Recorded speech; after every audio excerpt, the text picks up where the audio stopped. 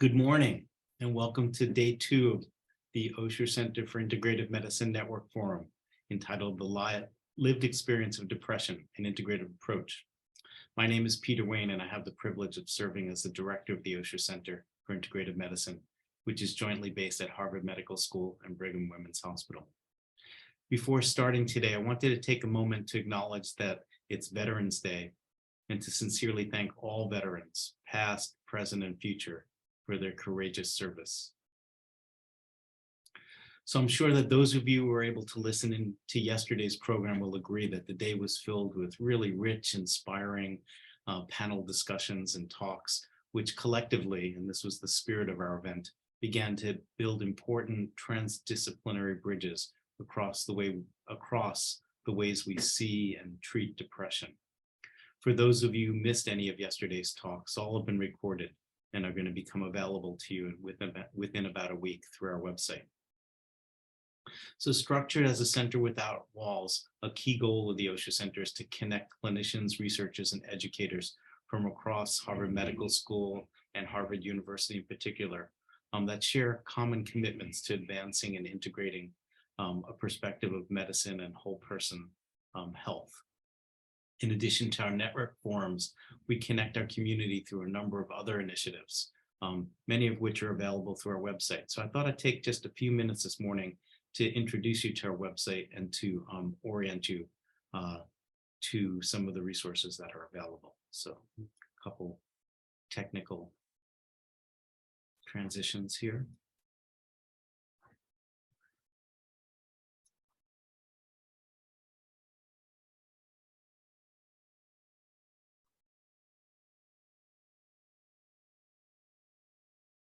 Okay, so I'm hoping you can see our website.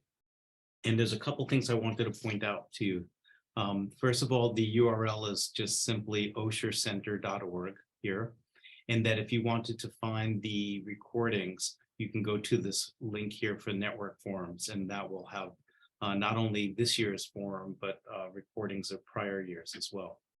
I also wanted to let you know another way that we bring people together is in our monthly grand rounds. These are really rich discussions, very similar to the spirit of our network forum. They happen every Tuesday at 8 a.m. They're virtual, they're free. And in addition to seeing them live, you can go through our library for many years, and there's lots of really good talks that you can access that have been archived. Another way that we bring people together that's quite unique is through maps that reflect all the members of our community that are included within our Center Without Walls. So one of our new maps, and I want to share with you, that's just going live now, is our clinical map. It's going to take a second to upload. And what you can hopefully see in this screen here is the beginning of the population of all the practitioners that are affiliated with a Harvard Medical School institution that practice some form of integrative medicine. So for example, if you wanted to look at who's doing acupuncture, you can go to Whole Healing Traditions, you can click on acupuncture, and you can see that there's about 14 people that have so far registered. And you can go to our website, and if you're affiliated with Harvard, you can you can register and we can process that form for you. So for example, you can click on any of these practitioners here. You'll see that this is Chen Xiaoming. He practices at the Osher Clinic. You can go to the Osher website. You can learn a little bit about him and the types of provisions that he offers. You can go to mindfulness-based programs, and you can see that lots of people are offering mindfulness-based cognitive therapy. You can click on those as well and get details on how to make appointments at their clinics. I also wanted to let you know, and this has been up for a while, about our research map.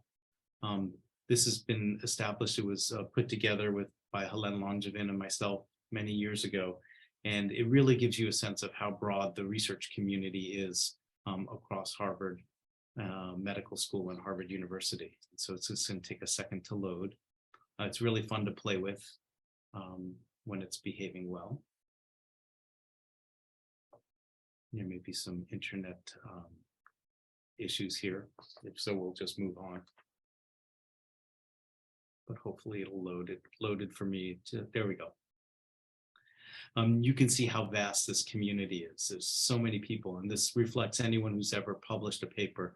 Again, if we go to acupuncture, for example, here.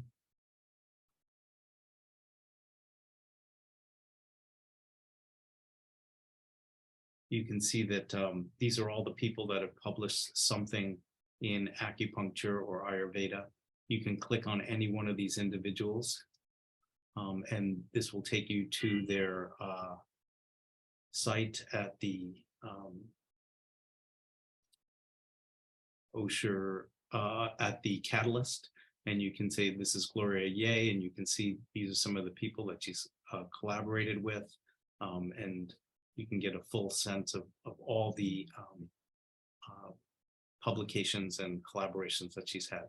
And then finally, I just want to alert you to the donate button. And if you feel so inclined to support the initiatives that we're doing, such as the Network Forum, Grand Rounds, all of which we do without any charge to participants, we would be really grateful for any support that you can offer. So go back to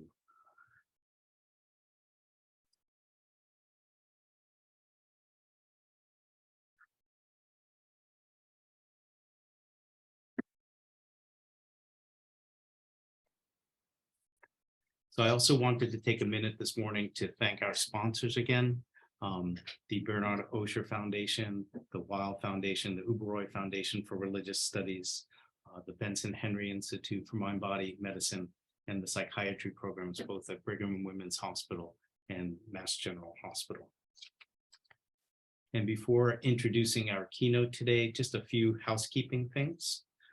If you'd like to submit questions during any of our presentations, please use the Ask a Question tab next to the Zoom window that you're watching and the conference on your right now.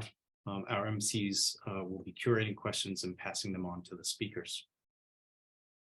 If you're interested in receiving continuing medical education credits for each session that you join, your attendance is going to be recorded. After the conference, you'll be sent a survey by our CME provider to claim your CME credits. So please see the FAQ button for more details on this. And there's a number of ways to connect with other attendees during and even after the conference. You can find more details about this at the FAQ button, including creating or joining conversations, participating in our facilitated network groups, messaging each other, setting up private meetings, and using the chat box during presentations. And lastly, if you have any trouble navigating the event, please go to the FAQ button in our main menu or get support from our conference support technician by going to Need Help button in the upper left corner of your screen. So now it's my distinct pleasure to introduce our keynote speaker from this morning, Dr. Greg Fricchione. Sorry, this image is a little blurred. Something happened in transition. But Greg is a dear friend, a colleague, a mentor to me. We share a loved interest in evolutionary biology. We've been trying to build bridges between the Benson-Henry Institute and the Osher Center. And along with Darshan Mehta, Greg's been really instrumental in that. Greg has a large number of accolades. I won't go through them, but he's the mind-body medicine professor of psychiatry at the Harvard Medical School and the associate chief of psychiatry. He's also the director of the Benson-Henry Institute and co-directs the McCann Center for Brain Health that's in the Department of Neurology at Mass General. He's been prolific in his writing. He's a prolific mentor to myself and many other people. And I'm delighted that he can join us today and offer his wisdom to this important topic. So pass it on to Greg.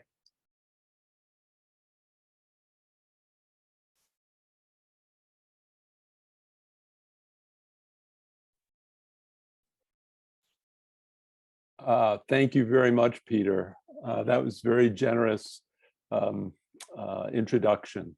And I want to thank you, Peter, and and I want to thank the organizers for giving me the opportunity to talk to the attendees today. I'm going to share my slides and we can get started.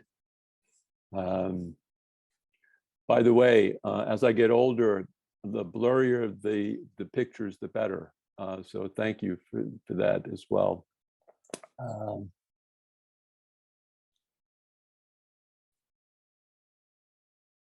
So here we go. My topic for today is integrative medicine at the crossroads of clinical medicine and public health.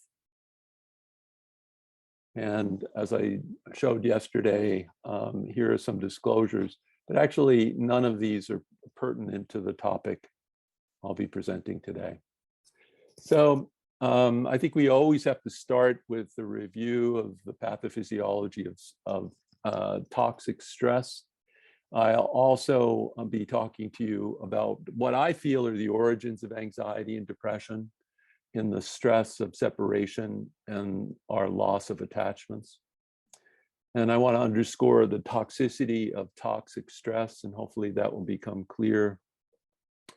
I want to propose a mind-body stress to resilience vulnerability ratio, which really helps us to connect up mind, brain, and body, I think, and why it's so pertinent to health and to illness. And then I'll propose a nested hierarchy model as a frame that might help us as we advance the mission of integrative medicine. Personal journey. I'm really trained as a neuropsychiatrist, medical psychiatrist, seeing very severely ill patients on the inpatient medical, surgical, neurological units at Mass General. But I did have an introduction to prevention with the legendary Alexander Leaf, who was the former chair of medicine at MGH. And this was back in the early 80s. He was the creator of the MGH cardiovascular disease prevention program. And then I also had the opportunity to work at the Carter Center and was introduced to many doctors who were on secondment from the CDC. And I learned a lot about the importance of health promotion and illness prevention. So when I came back to MGH, after that leave, I really wanted to integrate into my professional life not only reactive care on the inpatient units, but also to think about how to be more proactive. And the inpatient units, for example, we do very little to advance tertiary prevention to try to reduce readmission through the use of integrative medicine. I think we have to do more of that. So there are these docking points between clinical medicine and public health that we really haven't taken advantage of in American medicine today. So stress and the pathophysiology that accompanies toxic stress. You'll see on this colorful bell-shaped curve, the Yerkes-Dodson law depicted with performance on the y-axis and stress on the x-axis, the stress level. And you'll see in green and in yellow here, normal stress, cortisol bumps an hour or two before you wake up because your body understands that the simple process of living is stressful to us as an organism. But that's normal. You'll get to work and your boss has a whole list of to-do for you, and you may bump from normal stress to tolerable stress. And this is a reflection of your resilience, what you see, what you perceive individually as tolerable.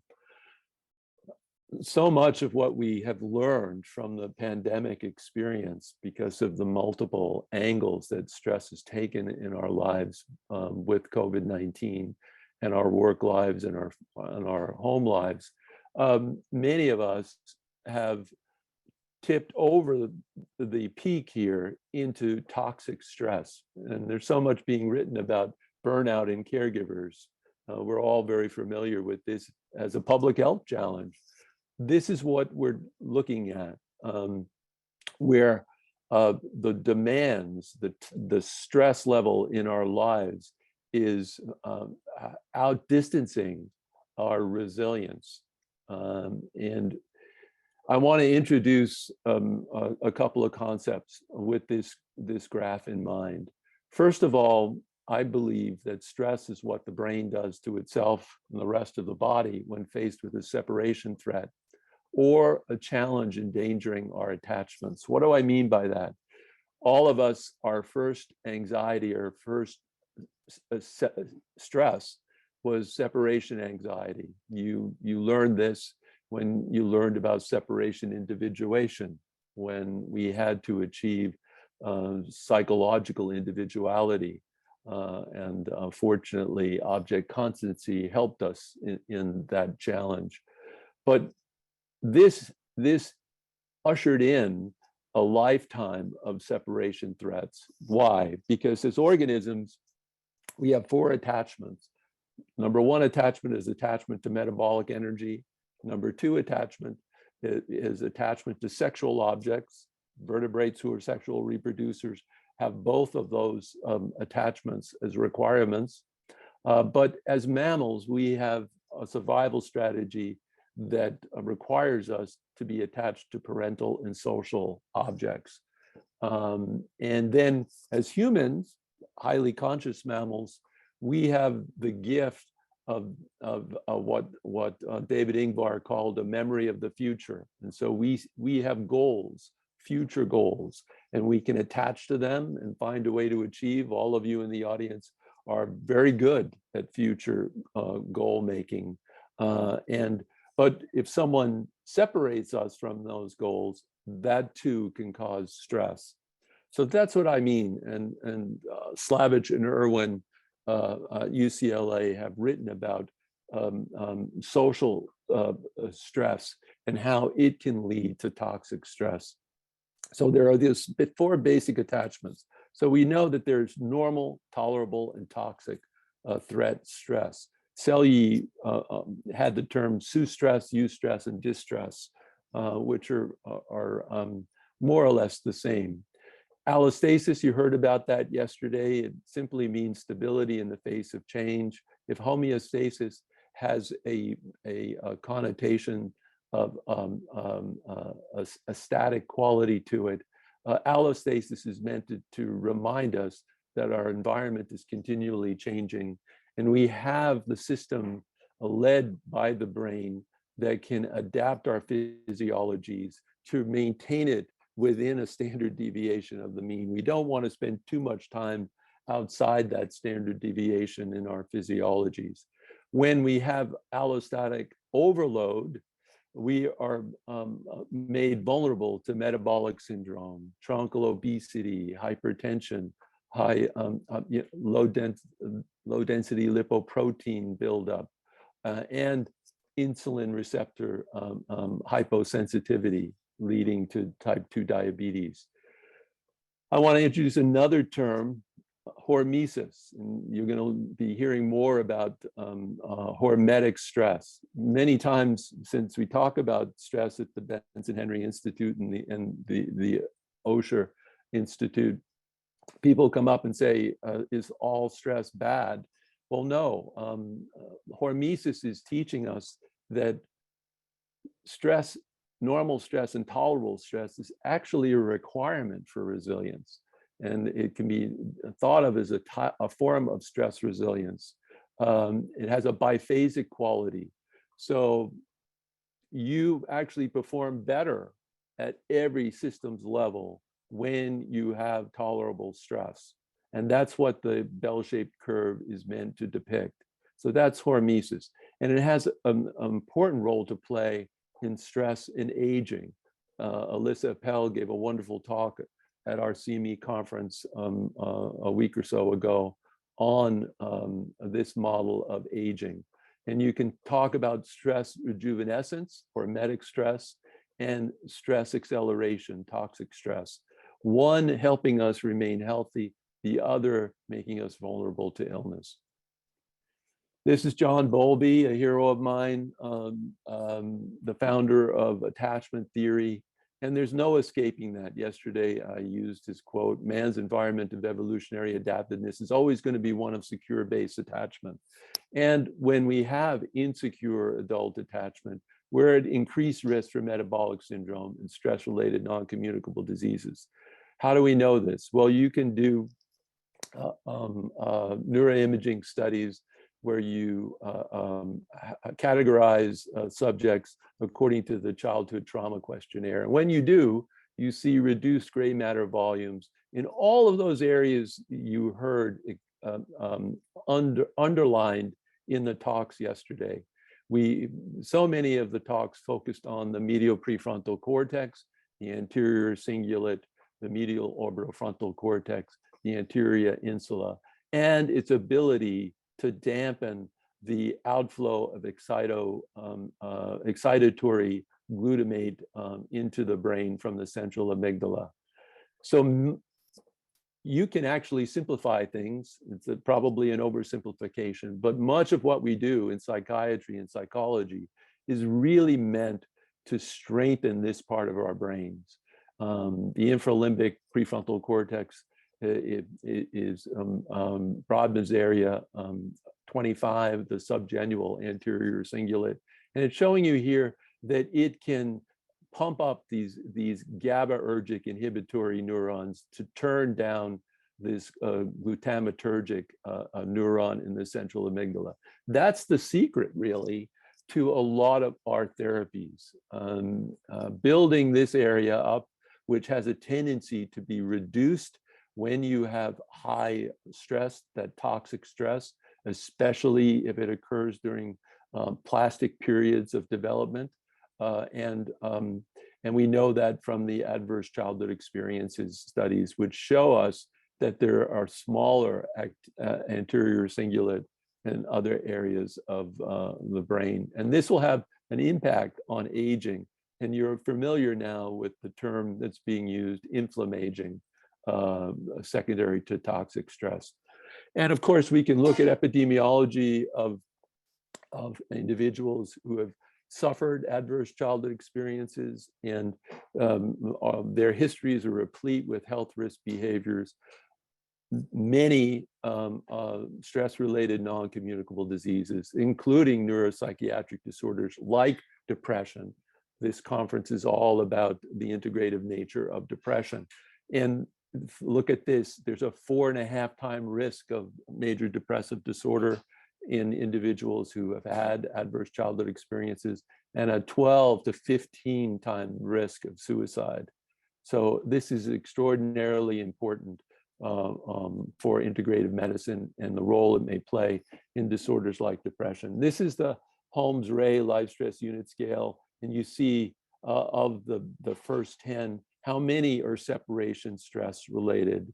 And all of these can lead to toxic stress in an individual, depending on their level of resilience. This is a wonderful figure from de Cloet's lab. And this is referring to depression. So you're going to have a genetic endowment or genetic vulnerability. And you're also going to have an early environment. They're going to give you genetic predisposition, an initial phenotype. And then later on, if you get more hits, a second hit later in life, a third hit later in life, you're going to go down the road to vulnerability to depression, or you're going to make it through with resilience. This is happening not only at our individual level as human beings, but also each and every one of our mitochondria, hundreds to thousands, depending on the tissue cell we're talking about.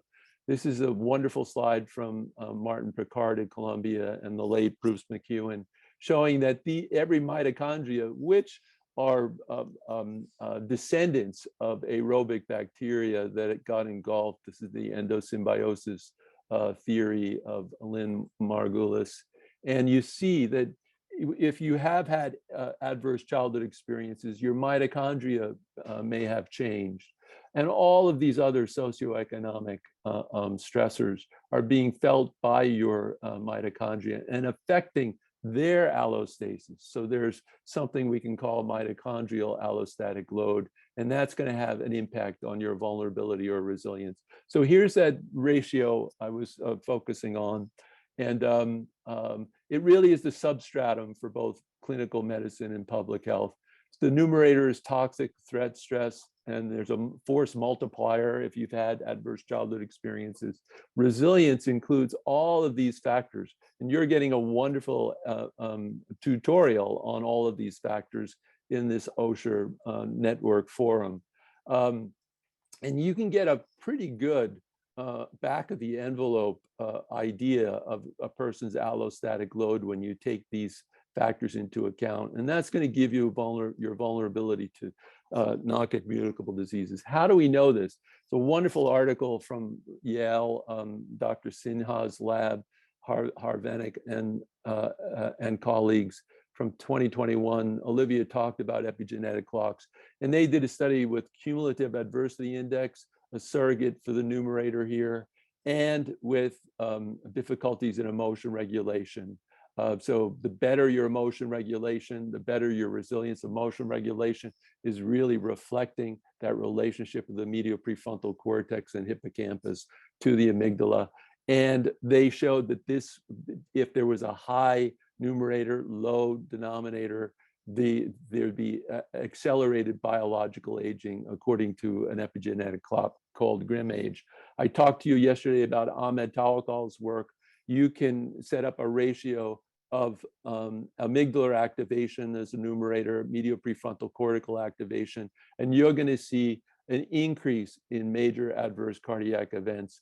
Ruberman, in a famous article in the New England Journal in 1984, showed that in over 2,000 MI men, they found that if there was high life stress, mortality at 3 years was elevated. If there was low social support, mortality at 3 years was elevated. If there was both, you couldn't keep those poor people alive. They were dying like flies at 3 years. So there's this nested hierarchy. At all of these levels, we have a version of that Yerkes-Dodson curve related to stress and resilience. This is a slide from McEwen's group showing that even your neurons are subject to this same kind of power law. It's a scalar power law in the form of an inverted U curve. Our anterior cingulates are subject to this same type of curve when they're trying to help us make decisions. It's involved in aging. Our endoplasmic reticula have the same curve. So when there's too much stress, toxic stress, they stop making proteins. It just costs them too much energy. And they wait for the storm to pass. Neuroplasticity is subject to the same curve. And so this really links up all of the different levels, multi-system levels of the organism. And so neuropsychiatric disorders, especially depression, are stress-related non-communicable diseases. They cause a lot of disability, as Professor Patel was teaching us yesterday. I do think they just represent, like all stress-related non-communicable diseases, this stress to resilience ratio. Integrative medicine approaches then become essential and primary, secondary and tertiary prevention. This is a slide, mindfulness. When mindfulness users are in a setting of increased stress, they're going to be able to activate that medial prefrontal cortex better, and they're going to be able to deactivate the amygdala. This is from Van der Heide. And I showed you this slide. When we think about mind-body interventions, integrative medicine interventions, we hope that we can reduce amygdala activity. This may be partly related to changes in inflammation, because as we saw in the Tawakkal studies, when amygdala is hyperactivated, bone marrow gets hyperactivated, is putting out more activated monocytes or macrophages, and that is leading to a propensity to major adverse cardiac events. Through mind-body interventions, integrative medicine interventions, we may be able to extend the hormetic zone. This is very interesting. We don't have time to get into it, but this, therefore, would change our Yerkes-Dodson curve, and we'd be better able to stay in tolerable stress and less likely to go into toxic stress. This is from our research on relaxation response meditation and changes in the gene expression level, reducing the NF-kappa B inflammatory pathway. Just finally, I would just show you this slide. This is from a study that CMS did on our cardiac rehab program at BHI, and Darshan Mehta has been involved in bringing it to MGH's cardiovascular disease prevention program.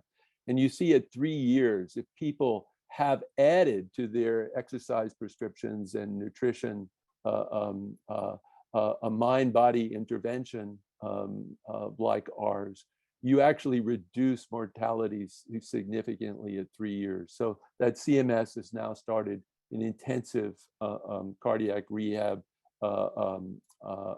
cost code. So this is integrative medicine.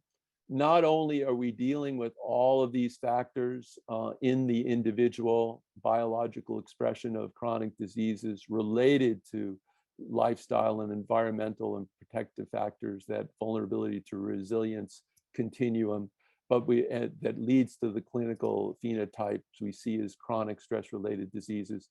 But we also have to pay attention to promotion, primary prevention, systems biology in a personalized way, so that we can do a better job of primary, secondary, and tertiary prevention, as well as reactive treatment. We need proactive integrative medicine.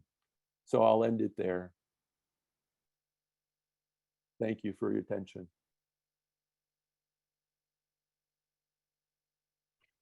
Wow, that was fantastic, Greg. Thank you. So informative, such a nice summary of such important information that really links mental health and integrative medicine in a really broad perspective, including the whole evolutionary trajectory, which I was looking forward to. One of the key things I know you're passionate about, clearly it came through in this talk, is about that attachment, that connection. And this happens in any groups that you bring together, but especially in the mind-body groups, in a Tai Chi class, in a Qigong class, and in your SMART programs. Some special sauce starts to emerge between people.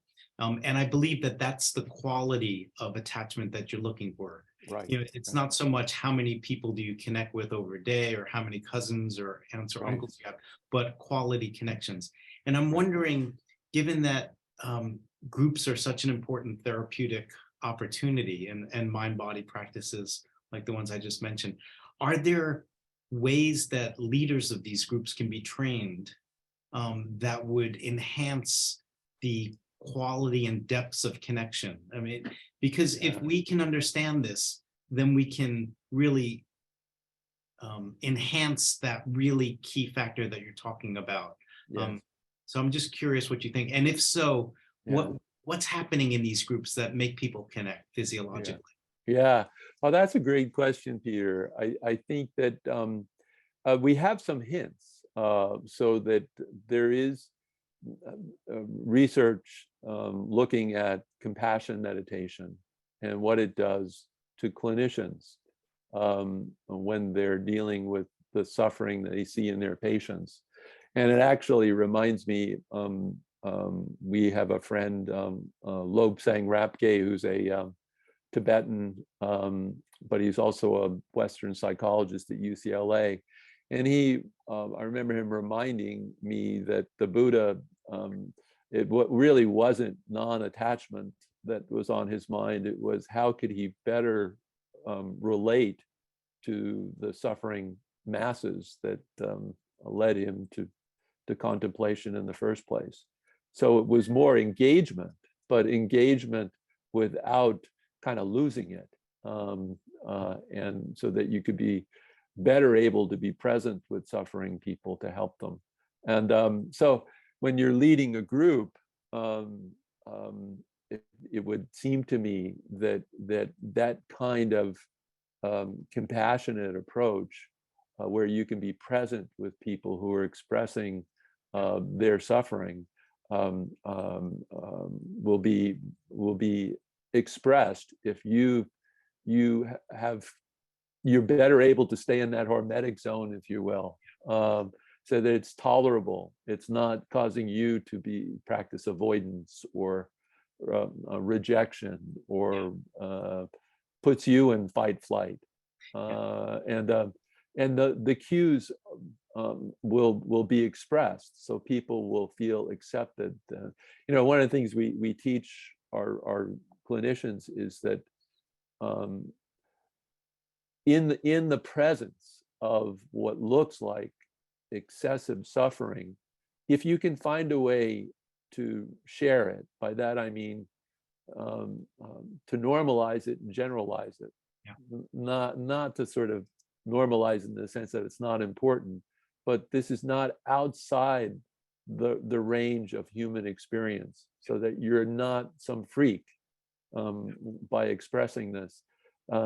That I think really links us up, and in group you see that happening all the time. People often shyly bring up some issue that they've experienced, or some trauma, and they do so because, am I going to be accepted, or am I going to be thrown out of the group because I'm abnormal, or this kind of thing? And when people rally to the person, and that is extraordinarily powerful. And share that they've had common experiences. Yes. Yeah. Yes. And yesterday's panel, as you recall, with Randy Paulson and Don Yes, Lee, Randy, yeah, who were talking about one of the best ways of serving people is to listen and to share your own vulnerability, bring your own lived experience of depression, and to normalize it. And I recall some of your early colleagues at Mass General, Carl Marcy and John. Yes. Looking at dyadics of heart dynamics, psychotherapy, where if the patient is describing distress, if that's tracked by the practitioner, there's good likelihood for outcomes. So no, that's right. Exactly. That's a wonderful association, Peter. Yeah. So I thinking about like how we take all this theory into the clinic, and I want to ask you your programs at Benson-Henry, and I just want to acknowledge the recent passing of Dr. Benson and all the remarkable contributions. Most of us wouldn't be here if it weren't for his work. But with his vision, with your work, with Darshan and others, Elise Parks, you guys have developed all sorts of resiliency programs, and they speak to the complexity that you talked about in your talk, in that it's not just a breathing thing, it's not just a mental task, but you've created these portfolios of training that give people options to get into this complex system. I wonder if you can say a few things about the programs and how they might evolve. Yes. Yeah, thank you for that question. Well, it puts me in mind of the fact that we've lost a lot of people who were close to the Institute. I mean, obviously Herb, it's a big loss, and we remember him pretty much every day. But also Bruce McEwen, who was a friend of the Institute, who was really the major stress researcher in our country. And we lost him over a year ago. And we lost Steve Southwick, who on the other side, the resilient side, he was a major figure. And Steve was also a friend of the Institute, and he really liked the SMART program. And it was no surprise, because it was a paper that he and Dennis Charney wrote, saying that the field needs a composite program to deal with this resilience challenge that individuals face. That kind of lit a fire under us to do that. So so that's really how the stress management resilience training program got started. Elise Park, who had written manuals, and our master clinicians and Dershan and John Denninger and others worked for several years to put it together. Yeah. And I think it's not the only one out there. I mean, we think about ACT now and certain forms of mentalizing, and tied to mindfulness, a lot of things tied to mindfulness. But I do think it does offer the population an opportunity to work on that ratio, Yeah. to find ways to reduce stress and to build resilience. And I think mindful exercise, I mean, your talk yesterday really, hits a home run, because it sort of says that cultures have discovered this, and they have tied together the mental aspect with the body aspect in mindful exercise. Yeah.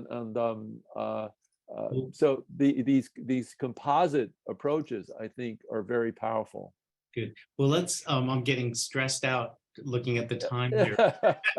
So I want to just wrap this up and just say how grateful we are for your time and your wonderful presentation and sharing all your knowledge. And I want to let the audience know that we're going to take what's now an 8-minute break, and we'll return at 9:20 for another very exciting panel coming up. So again, thank you, Dr. Fricchione, Greg, for all your contributions to the field and of course to this specific event.